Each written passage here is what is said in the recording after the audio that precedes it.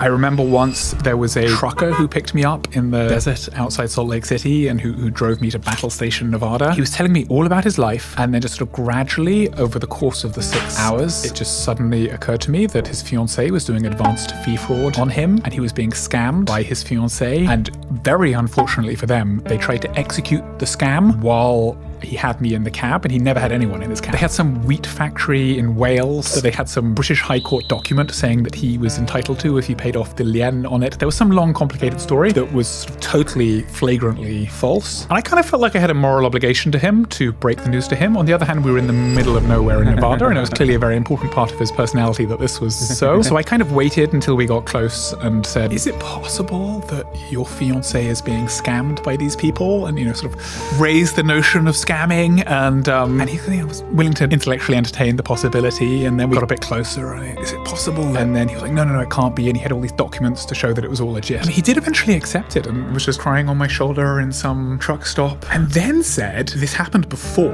and it turned out he'd previously been scammed in the same way through somebody he'd met through the same Match.com profile. So we talked through that and worked through that, and I felt in some ways I'd been his guardian angel, and but he'd also been my guardian angel and picked me up in the middle of the desert. So there was some great exchange there. That's crazy.